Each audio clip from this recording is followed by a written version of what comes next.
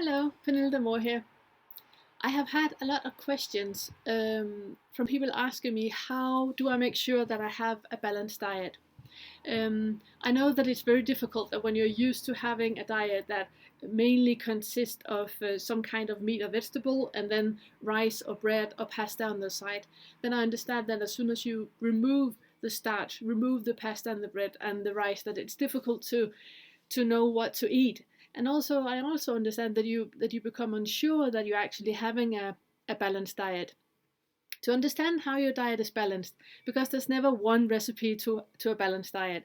So instead, I'm going to teach you how you look at your diet, and then you can find out, is this diet that I'm eating right now balanced enough for me?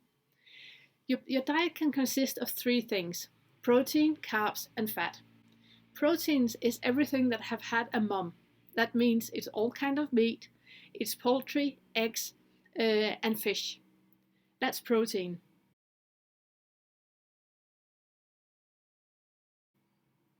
Carbs is vegetables, fruit, nuts, and legumes. That's the carbohydrates. And fat is the rest. It's everything else.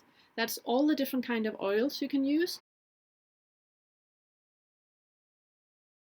Olive oil, or it can be saturated fat as you have it in ghee and coconut oil.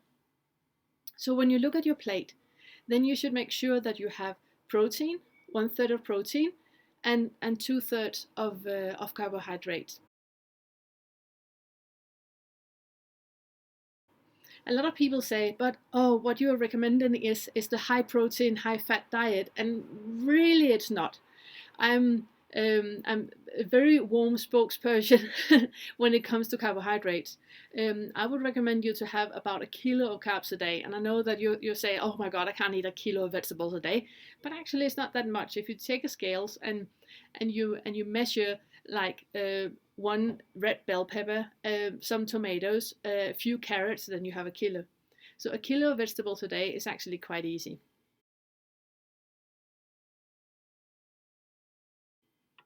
Um, the protein that you choose is also very different. Some people need a lot of protein, and some people don't need that much. It's basically up to you. As soon as you don't have any sugar in your diet anymore, and you don't have any kind of caffeine, then it will also be easier for you to feel when enough is enough. So when you look at your plate, you put protein and you put carbs and you put oil on top.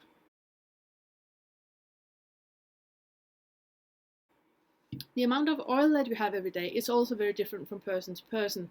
It's also depending to age, where you are in your period cycle, where you are, yeah, uh, yeah, the season that you have. It's very different how much oil you need. I'm at altitude right now, and as you can see on my lips, I'm kind of dry. To make sure that I'm hydrating enough, I also make sure that I have enough oil in my diet.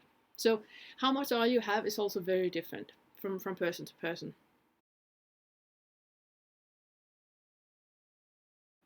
Um, if you just start to pour oil over your food, then you will feel when enough is enough. When it comes to oil, we have a normal nausea point. When you reach the point of nausea, then you have had too much oil. But you can't do anything wrong. With this kind of diet that I'm promoting, that you have non-processed food, you have no numbers, you eat completely pure, then you can't have too much of anything.